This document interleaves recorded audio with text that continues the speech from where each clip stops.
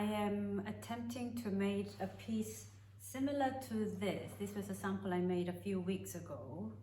Not quite the proportion I needed, but this book is a translated book from a Korean book to English, but I wanted to show you the inspiration behind some of these pieces that I want to try and make from Joseon time, an early Joseon period called Buncheong era.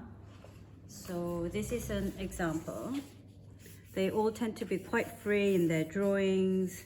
I think this has been restored, that's why it's gold, but normally it's not in gold. That's one. And there is another piece here. You can see Buncheong period was early Joseon, before the whole porcelain period took off. So they were quite free. Buncheong actually means slipwear. So they use slip on a darker clay body. As you can see, that's the clay body. And then they had a white slip on and carved out the patterns they liked. And I'll show you a few more. There's another type. This is quite thin. This is, I think, a little bit rounder, if you see the sides here. But they tend to be flat. So these are basically flat vases, unlike a round cylinder big body. These are flat ones. I'm not sure whether it shows. So these are not bellied, it's flat on the surface. This one a bit more rounded, but still kind of like a flattish design. And this one as well, it's a bit round, more rounded, but still kind of like quite flat like that on the side if you look. So these are the older pieces, older Korean pieces that I'm trying to not exactly replicate, but inspired by, and trying to make it my own. So normally you could do this by making two plates on the wheel and then joining, but I wanted to save time, so I have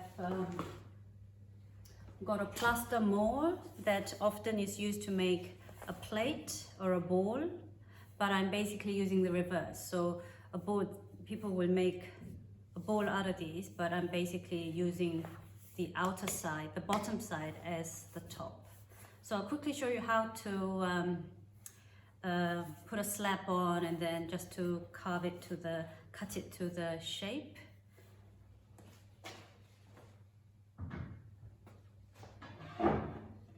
So this is what it will actually look like once you take it off the mold.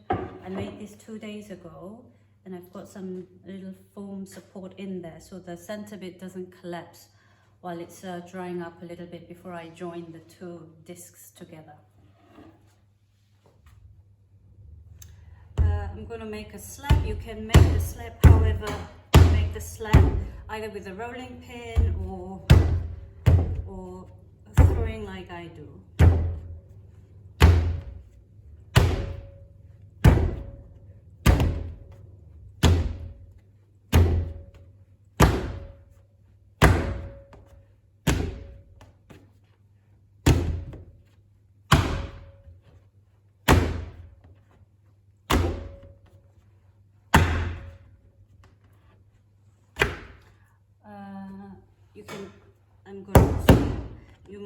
You may have seen me make a slab using a part of an ongit by just banging.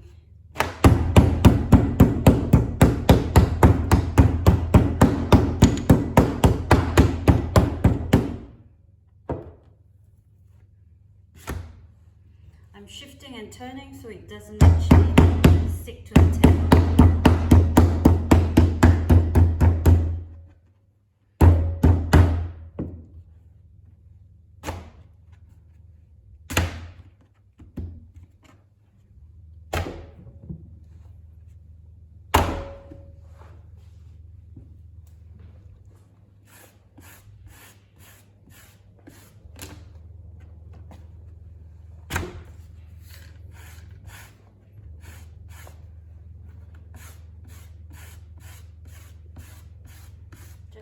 press a bit.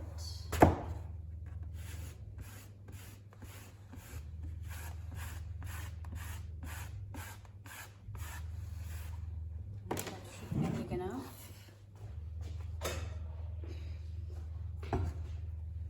I've raised the plaster batter a little bit because this is exactly the same size as my bending wheel. It just gives me a little bit more room here when I cut the edges off.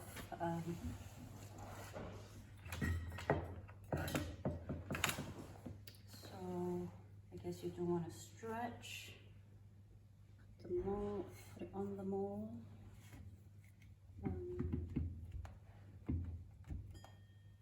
I have to say, you know, people make a lot of tableware using plaster molds like this, but I tried a couple of times and I realized it wasn't my favorite. It wasn't a method I enjoyed using, so I very rarely use molds to do anything, but this one serves me well because it saves me time to make the domes. So you kind of place it on the plaster mold. And obviously if you don't want to use plaster mold, you can always throw it and then make two balls, like flattish balls like this, and then join up together. I guess another method is to do a moon jar and then you can gradually squeeze it down as well. So however you want to make the body, it's entirely up to you. So I'm going to just slowly kind of take off the excess.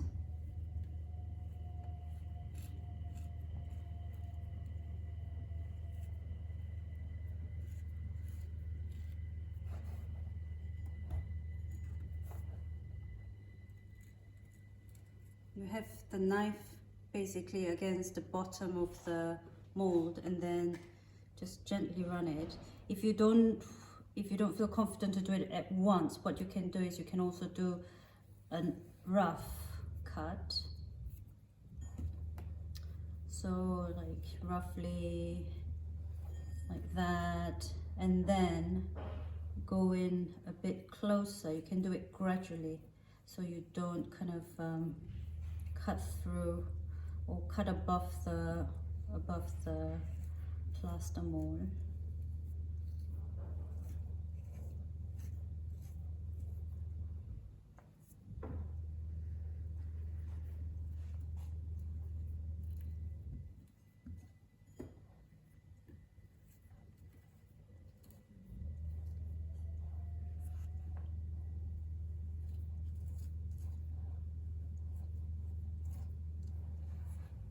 Yeah, so you kind of trim it like this, and you leave it, depending, you know, how wet the clay is and how cold the outside is.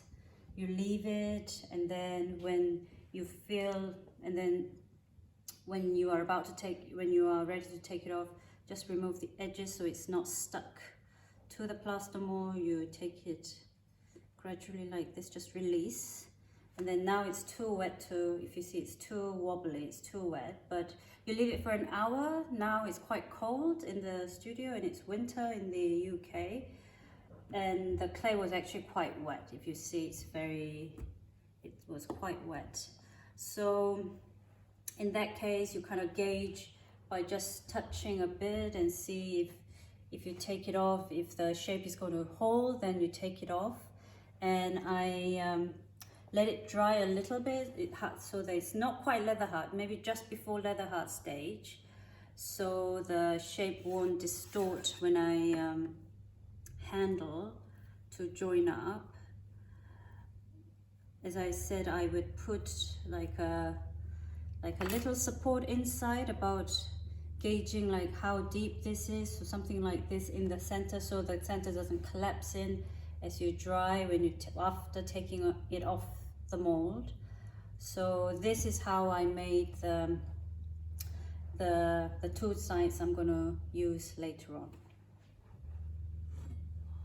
Right, so these are the two I have made 2 days ago. So as you can see, it's I think actually almost leather hard.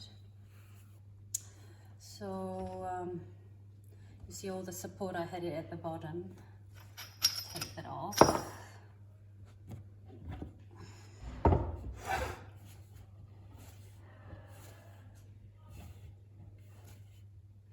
I have got a sponge here. If it was a flat piece, it doesn't matter on the wooden board straight away, but because it isn't, I'm using a foam so that it's gonna not crash that dome, beautiful dome that you have here.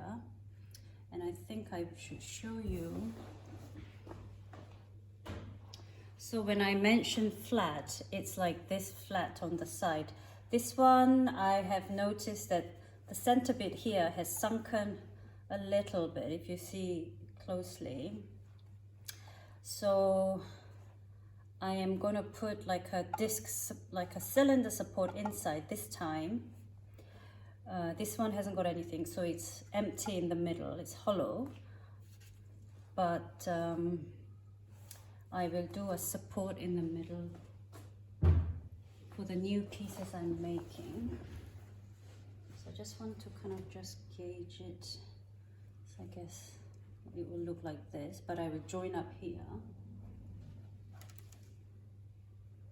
So what I have done is I've actually made cylinders like 2 days when I made this piece. It's just a simple cylinder. They don't have to be perfect. It goes inside, but I guess you don't want it to look too ugly in case it breaks and then your potential buyer thinks, oh, they didn't care about the inside. So it's reasonable cylinder. So I'm going to put this in here and then basically sandwich it so the center bit here is not going to collapse while it's firing, drying and firing. So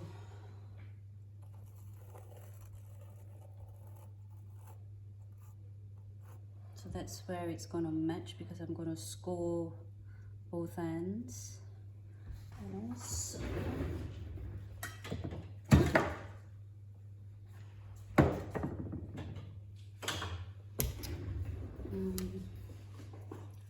have a level here, so I'm trying to kind of gauge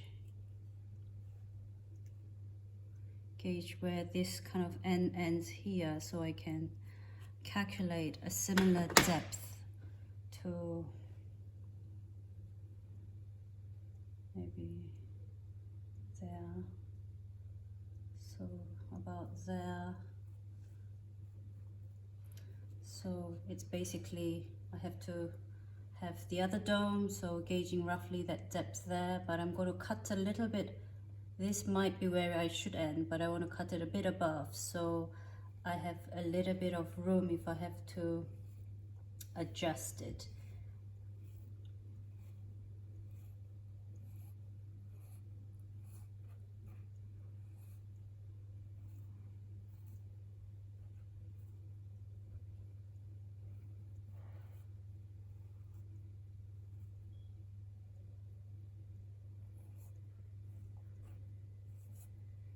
I'm sure those Korean ones I showed you does not have anything like this in the middle, and it's still holding. Right, so I am, it's a bit high on the other sides.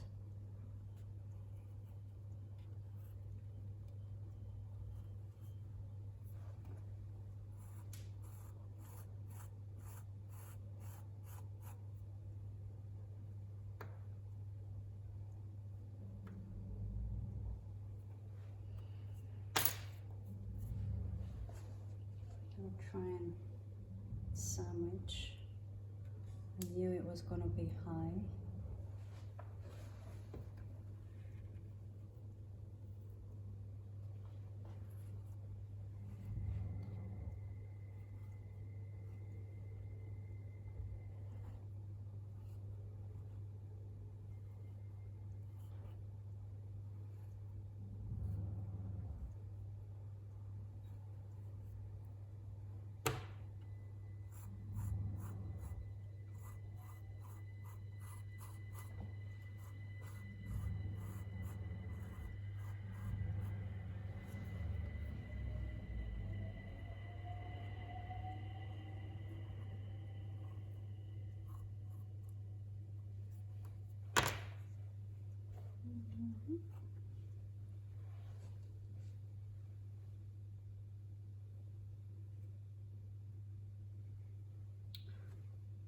I think that's okay because I'm going to score each side. The length will be sunken a little bit. So what I'll do is I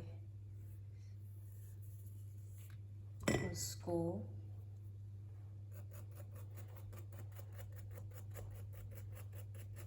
quite deep.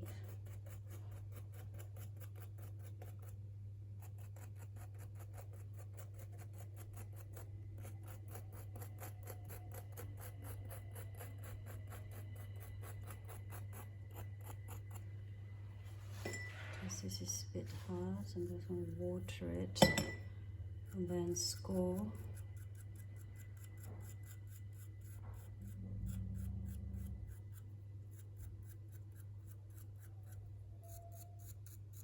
So generally people, when they join anything, it's a known technique to use the slip of the same clay body that you are using, but instead of slip, I use water, and while I'm kind of scoring, it kind of generates its own slip in like almost instantaneously here. So it has given me a better joinery, because if you put a lot of slip over, it almost becomes a barrier to these scoring marks that you have already made, and the scoring marks don't each join, but it kind of just stays on top of that thick slip you've put on and not necessarily joining to the actual body you are joining. So I have joined a lot of mug handles like this, and none of them have like dropped off or opened up. So there you go, you kind of join it.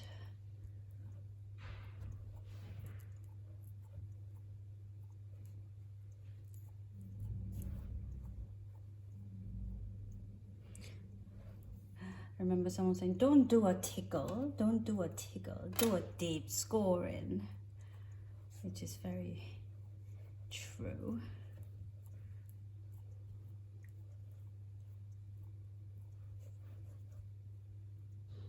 I think that's joined pretty well.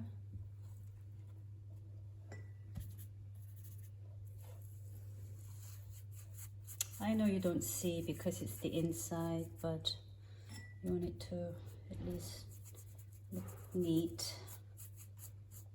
for your own sake.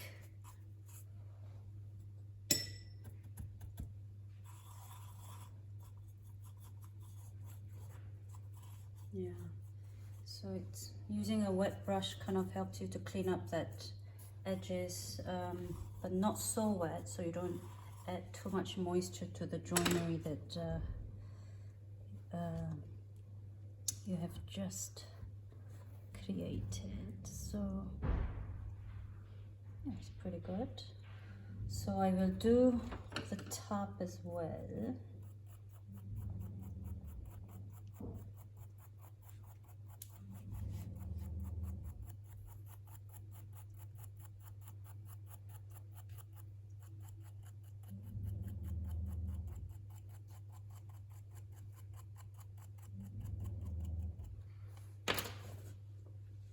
Make sure it will join, and obviously this side, the other side, you won't see, so I will have to kind of do a rough estimate that it's going to sit somewhere in the center. But what I will do is I will just to give me a rough indication.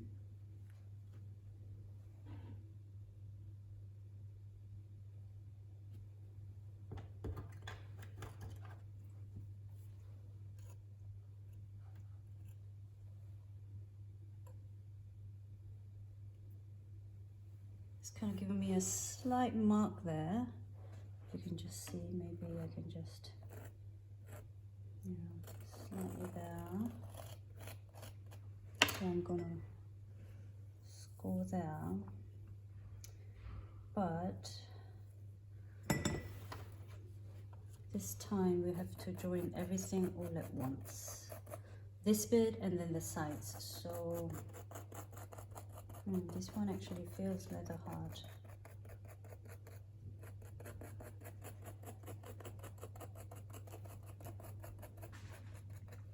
What I'll do is I would change.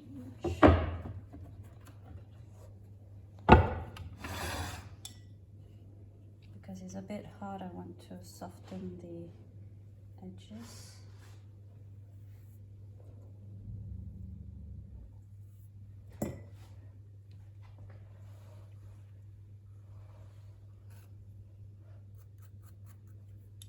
It's quite hard actually.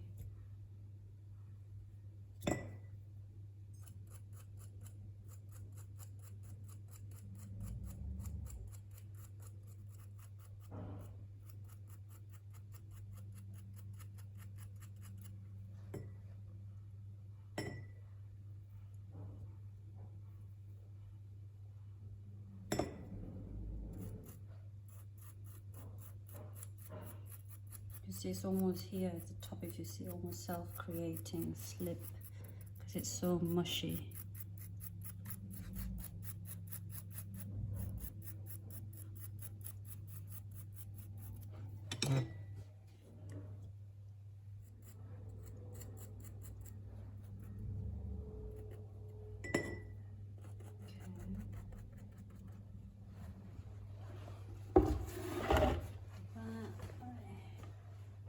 This one.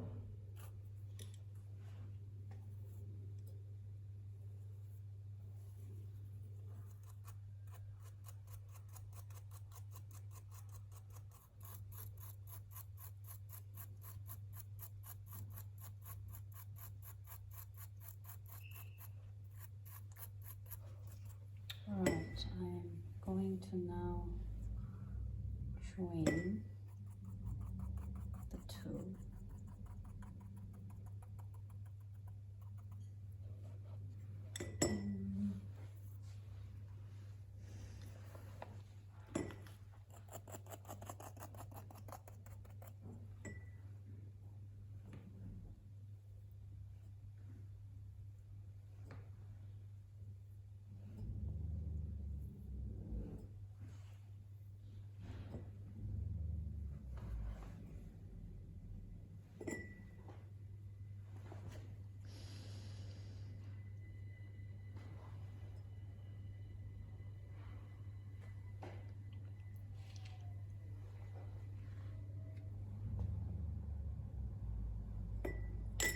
Bottom bit just a little bit because that's the top, the water will kind of move downwards.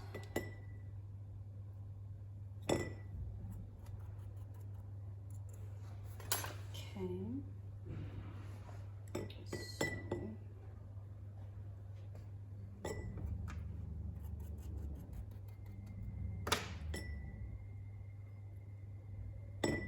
So I left a mark there, mark here, mark there, so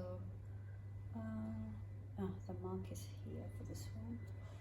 So I'll trim roughly, put it down, roughly there. So basically a sandwich. It's looking okay. So now I'm gonna, like, you know, like shells, you kind of try and close it.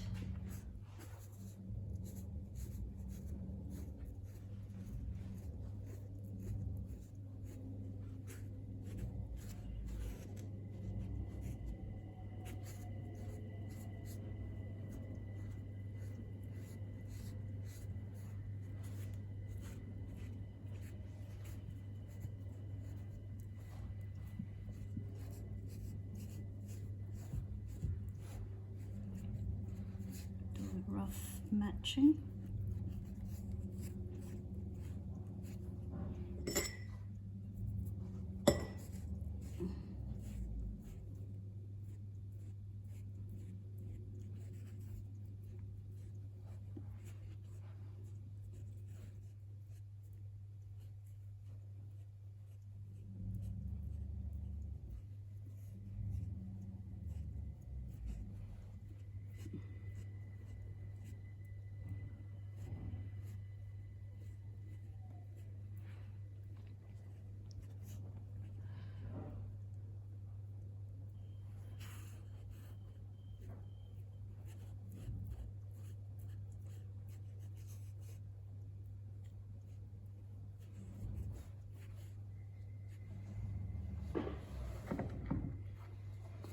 Right,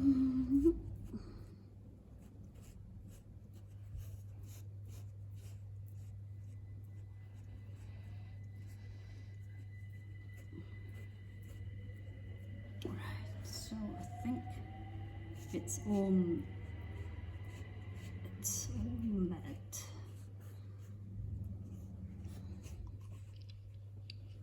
And I'm going to do is a rubber kidney. I'm going to just maybe run it over.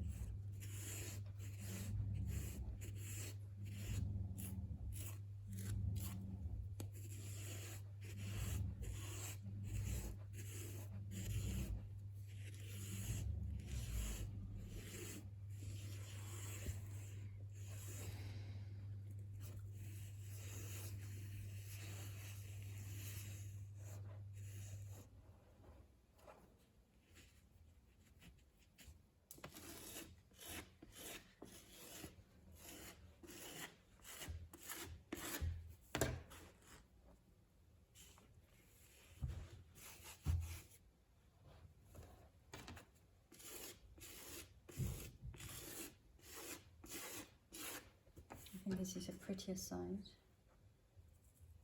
Okay, at least I know it won't be sinking in the middle, but I might try and roll it because I want this edges to be a bit flatter.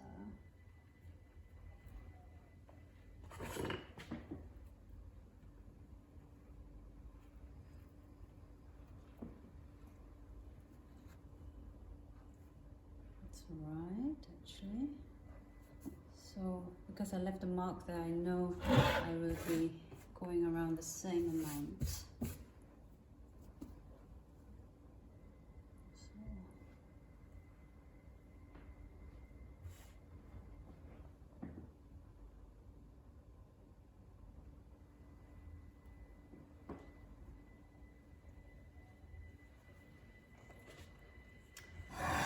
So the other thing I want to try and do, there was actually an old comb. I took off the combing bit and I wanted to just use that bit. Or if you actually have a pedaling, I could bring my own pedaling, but just to flatten here.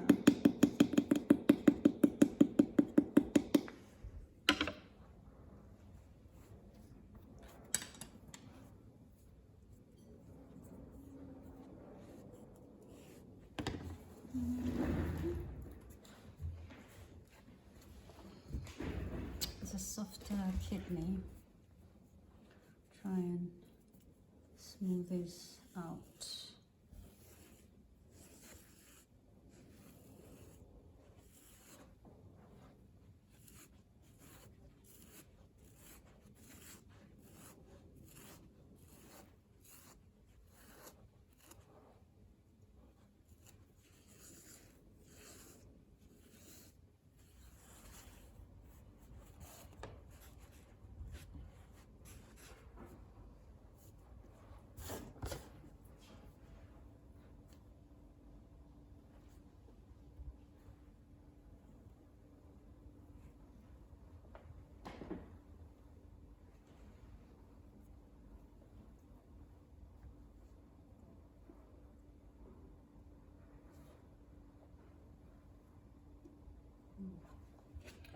So one thing I want to show you is because where it was joined, because we've also like compressed here, flattened it, it was probably joined well, but in case there's a gap and as the clay kind of merged, the bit that looks flat here could sink in as the scoring bits take up clay. What I will do is I will now, this is a helpful tip for anything to be joined, to both parts, like a sphere or a sphere, or like a ball or hollow ball. I'm going to score where I've joined.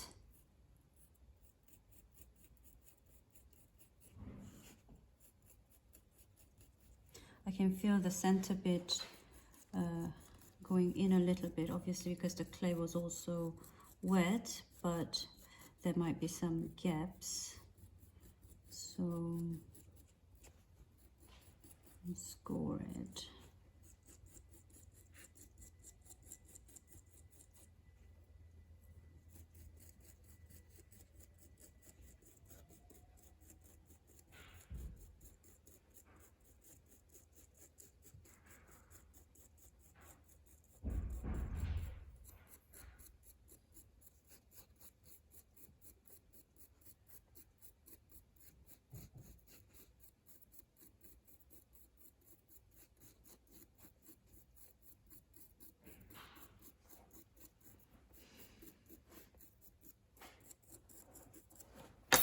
So with clay,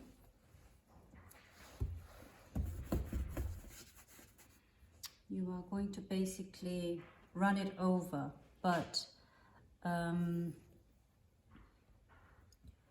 so what you are trying to do is where you've opened up, you want to feed with this coil here to kind of fill it in. This is to really make sure this joint is sealed and it does not open up.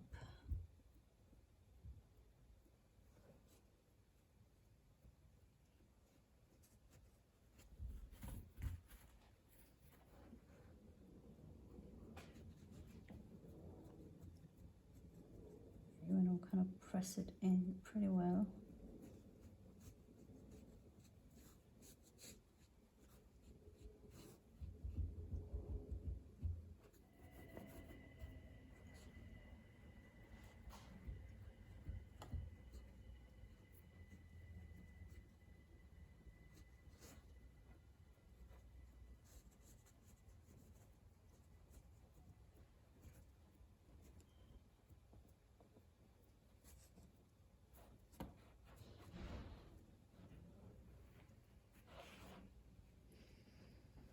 So you go in, you press, so basically making like a little mountain shape. So where the center bit that you've scored to have most clay, so it can kind of be feeding into the gap.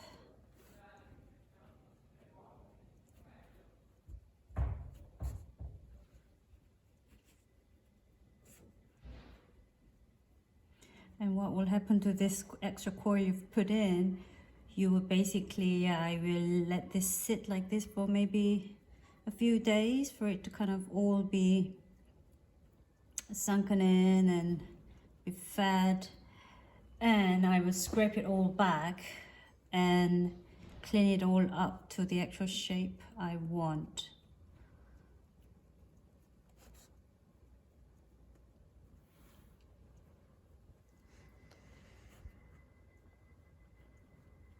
Basically looks a bit like an operation, I guess, now. So you push it in, you kind of fill all, make sure all the scoring marks you made are covered with this extra coil you've put in.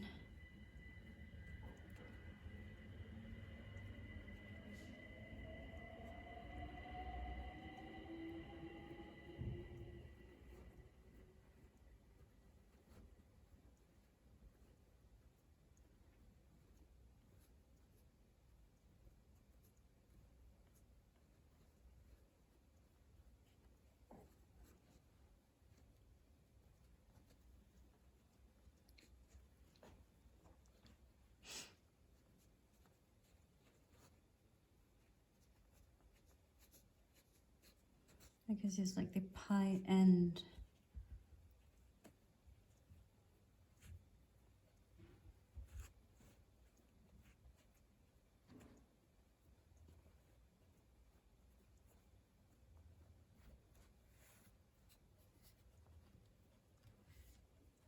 All right, so this is it for this stage. I will wrap this up in plastic in its entirety, including the bottom, and I'll reveal, and in a few days this would have hardened a little bit and hopefully it's kind of fused into the body, and then I will scrape it all back and polish it. So it has been a few days wrapped up like this, literally how I left it last time. Unravel it. So it's hardened a bit.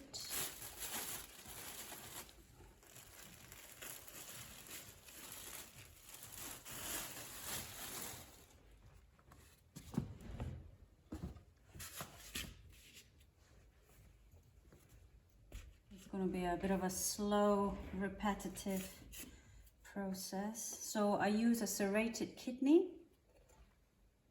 very, very serrated. And you basically take off everything that you have actually put on the edge where you've joined the two, halves.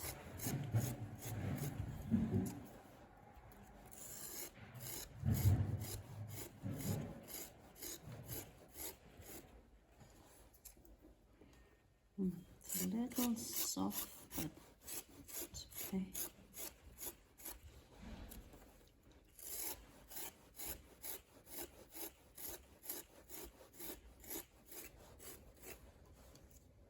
And the tip is to scrape it little as you go along and not try and take off a huge chunk. Then you might have to repair it. So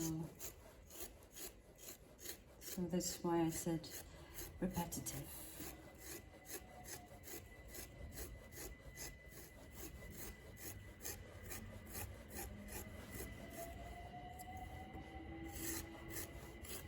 This is a good way to have a strong bond with any pieces you are joining when it's kind of a closed form. It gives you a strong join between the two.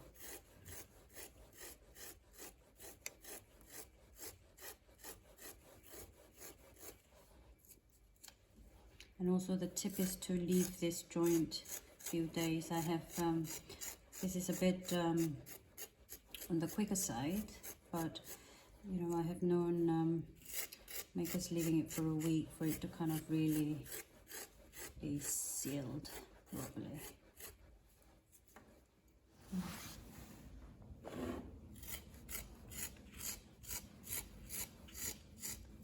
I have taken most of it. I've turned once around. I think I've taken most of that extra coil I added to seal the join.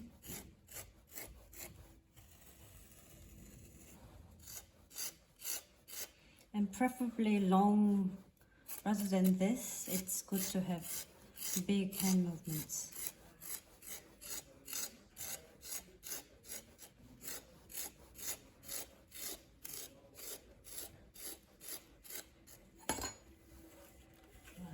We'll change to those. This is actually a saw that I cut, or I think a friend of mine actually cut and gave it to me.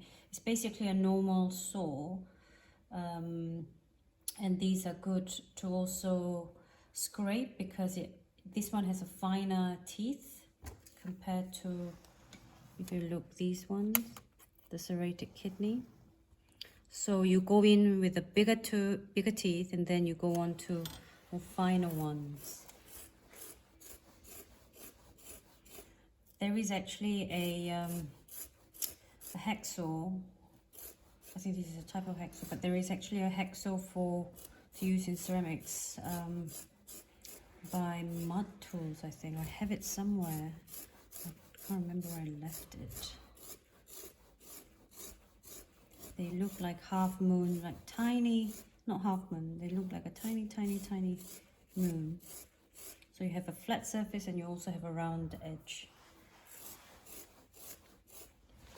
I'm having the blade straight like this on the piece because I want this end to be straight.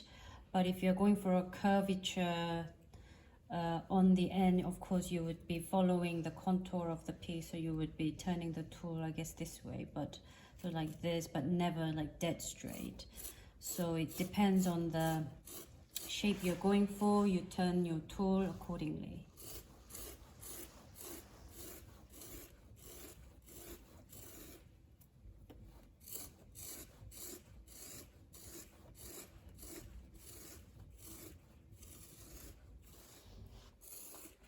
I like hand building, but I also appreciate how time consuming it can be. I know friends who are throwers and they said, oh my goodness, you know, you sit down hours and hours trying to do a shape, and you know, if they can do something on a wheel, they would definitely try and do it on the wheel, not take time. And I think sometimes even if you can make the same piece on the wheel or the other way around, there are just moments where you just feel like you want to sit down with the clay for a longer time just to have that, like, you know, close contact. Because with hand building, you spend a lot more time. You know, for instance, if you pinch a cup compared to just throwing one, you can throw probably in a few minutes. Whereas if you pinch one, it will take you at least 20 minutes or so.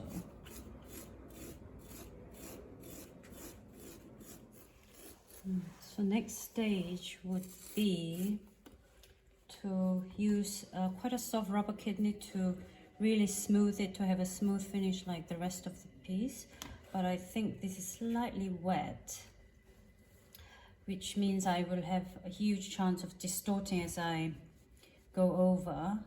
What I'm going to do is I'm going to leave this open like this and let it firm up a little bit before I go in with the polishing tool. So I left this to dry unwrapped from yesterday, so it's been about 24 hours. But because the studio is so cold, it's kind of just nicely dried. This is Mud Tools rubber kidney. So what I do now is to kind of I want to give it a little spray, a light spray, and then you kind of I was using porcelain just now. You kind of try and push all these raised rough surfaces into a smooth surface, as well as to compress where you've kind of opened up. So here again, you want like long strokes, not like this, but you know, like long strokes. You can go like diagonal. Well, I'll go diagonal once in one direction, and then I can turn and go through the other direction.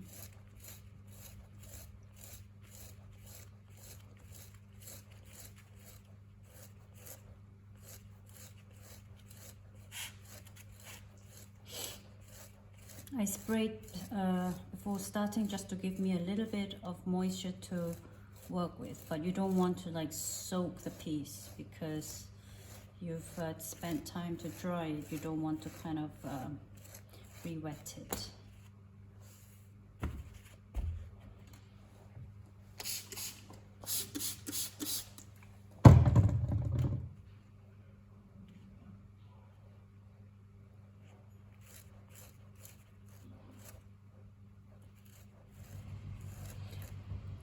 By the way, these Mud Tool tools, I think it's an American company. Their tools are good, but they're also very, very durable. They're not the cheapest pieces, but they come in all sorts of firmness, different shapes, from really small sizes to big ones. So it's worth looking into it if you are needing, you know, high quality tools. I've had this for nearly 4 years, I think. Maybe I haven't been working hard enough. They're still very good, in good condition. Right, so I kind of pre-made, this is gonna be like the neck.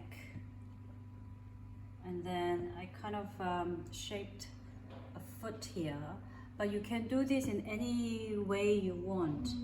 So this was from a lump of clay. I can maybe just quickly show you.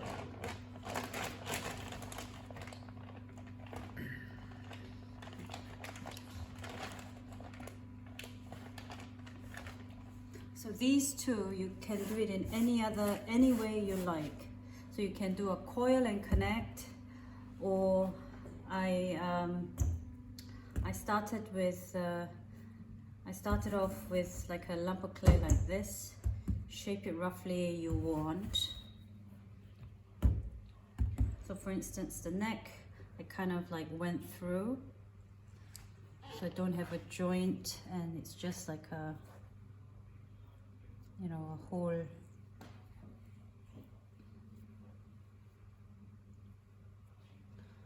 you know, like like basically a little cylinder, and then obviously you shape.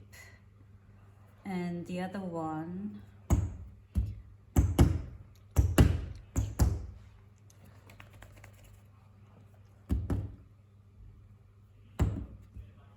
it's the same in a way, that I kind of roughly shaped what I want.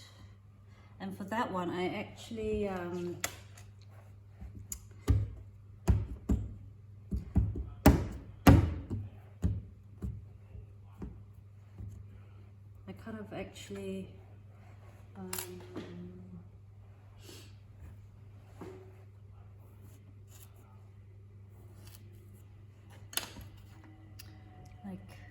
I basically took out the center bit like this, because I didn't want to do a join, a coil and then joining it.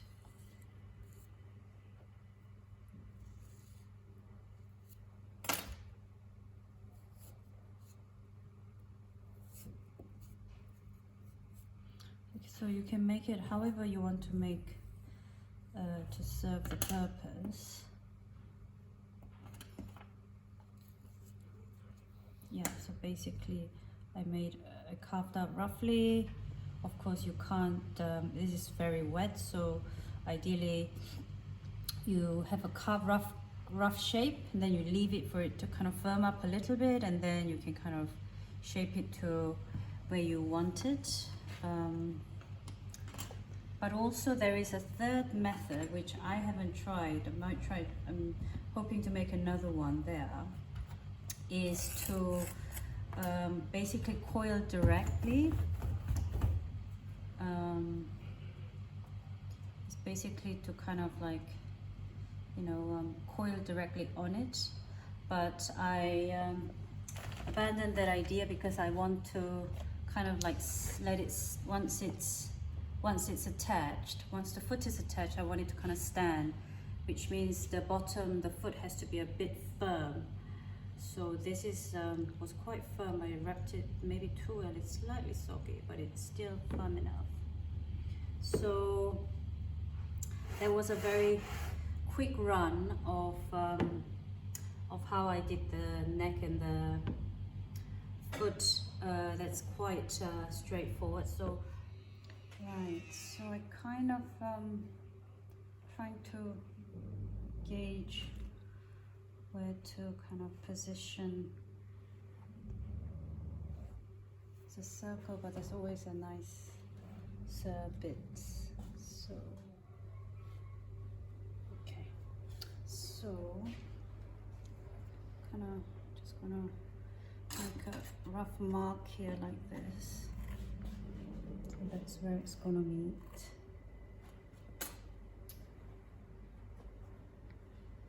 But also I'm going to use a level to kind of make sure that it's going to stay leveled. So kind of like that.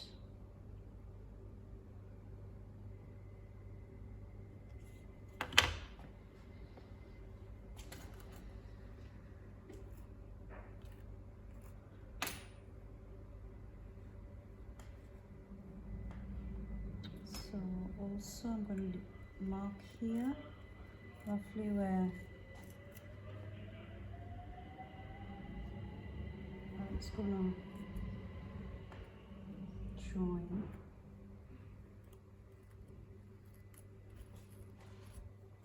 Like that. So you see that mark, it will meet there. So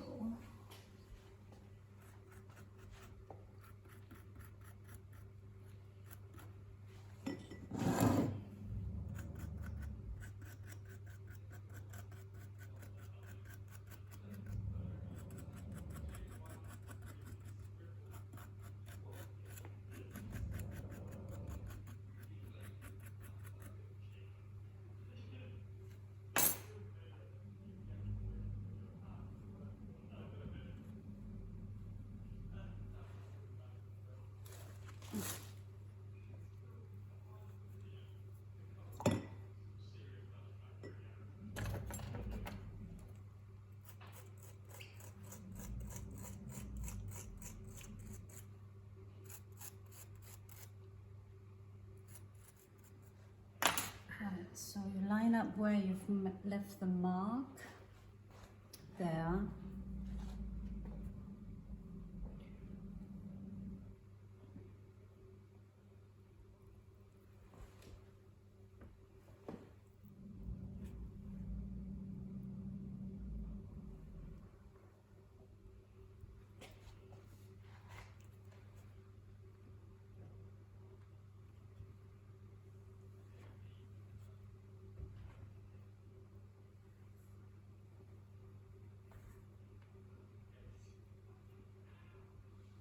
Well, it's kind of standing. This I showed you earlier, but I had to actually make another one because the proportions seemed a little bit off, so I quickly made another one slightly bigger.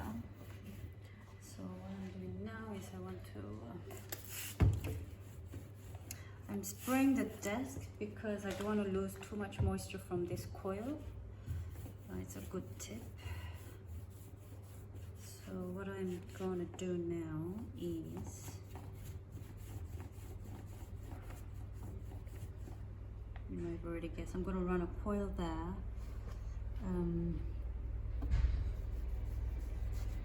So it's kind of like sealed. This is going to stay. I will not be scraping this off like I did.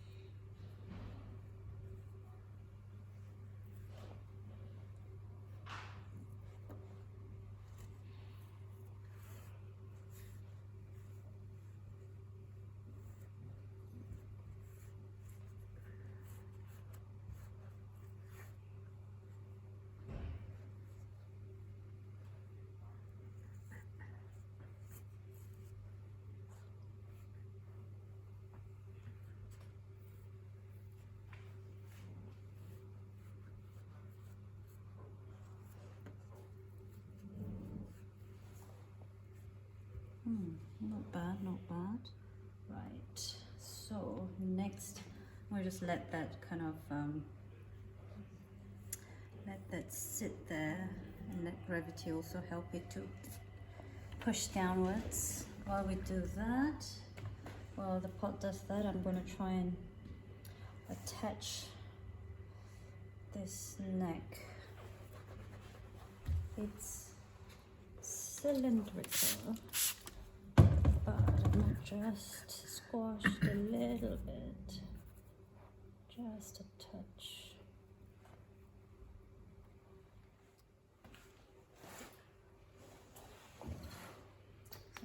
trying to work out whether that's actually center.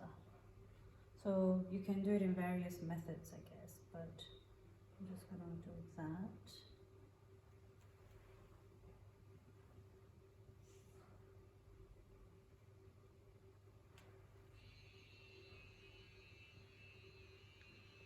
But also I have to also trust my eye too.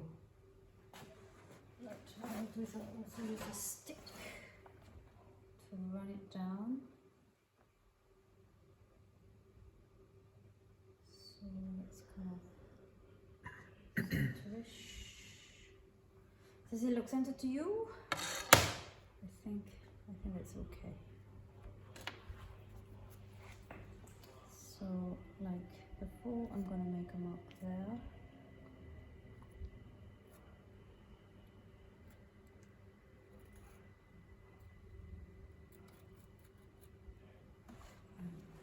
So I'm going to put a hole here first, a rough one at the very top. Well, actually I might score first. We'll score first.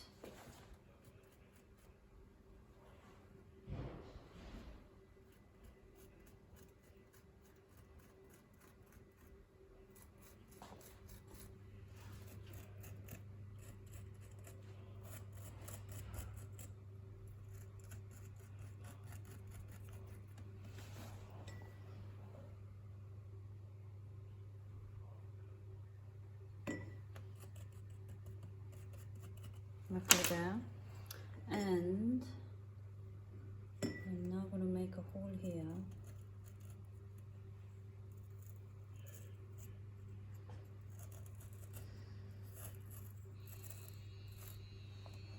And make sure that doesn't fall in.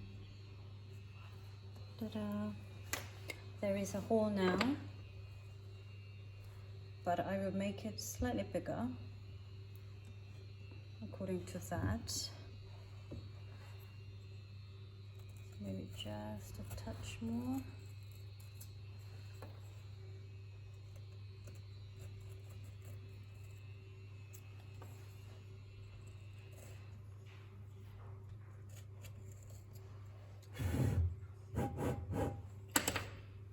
Right.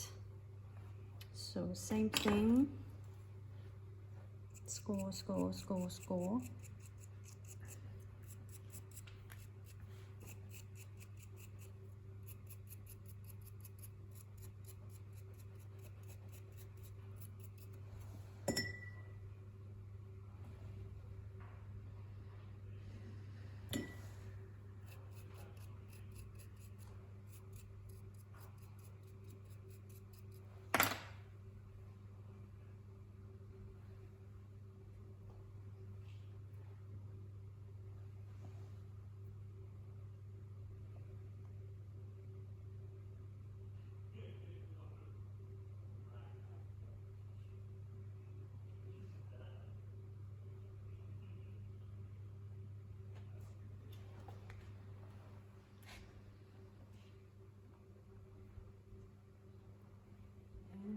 I'm gonna fill it with this coil.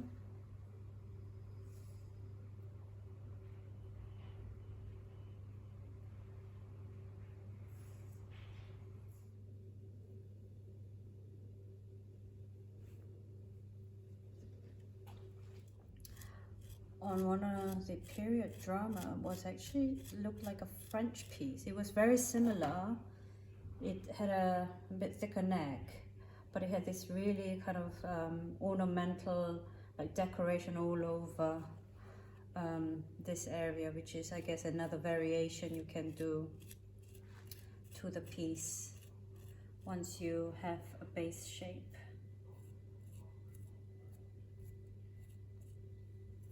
Right, I'll finish cleaning up that a bit later, but this is basically the neck done, and it's very difficult to see here. What I will do is I'm not going to keep all of that height, so I want to trim it.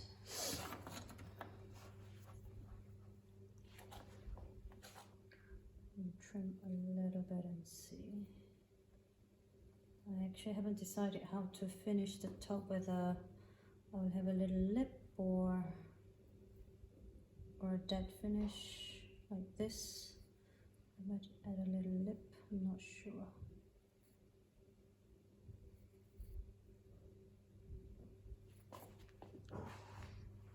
What I'll do is I think I will finish this, cut it, and then look at it and decide whether it needs something on the neck here as a finish. So, oops, oh, that was a bit dangerous.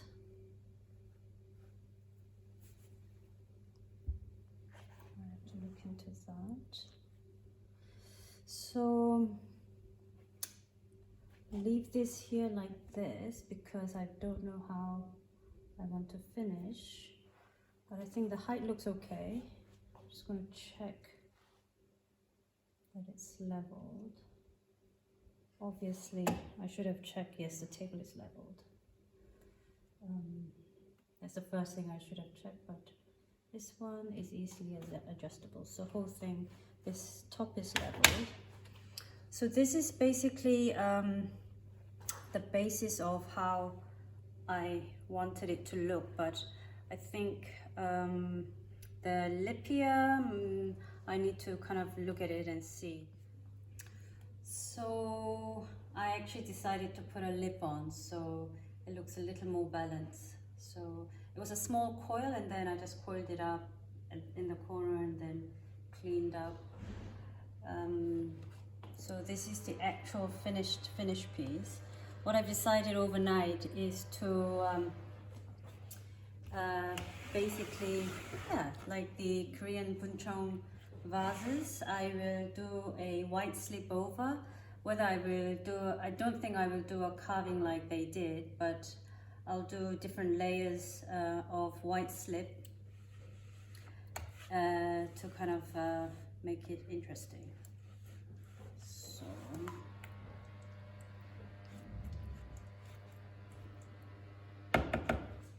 here we go.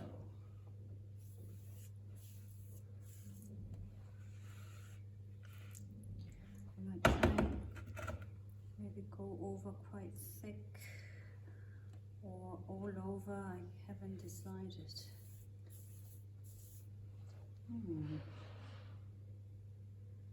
Maybe that was quite nice, one stroke. I might this side do something slightly different.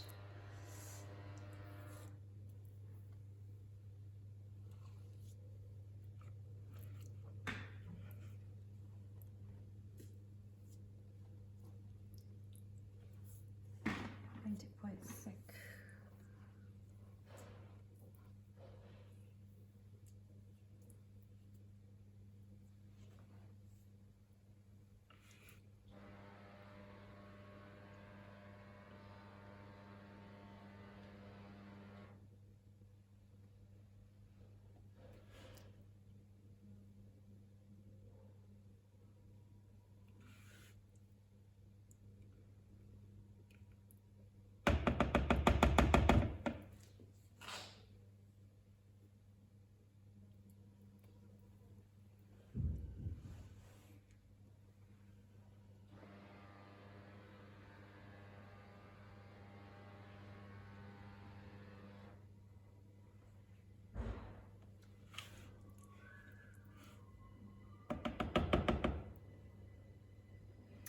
I'll leave it here because I don't want the slip to be dripping because it's thick. I can always add layers later on, but yeah, we'll see how this fires.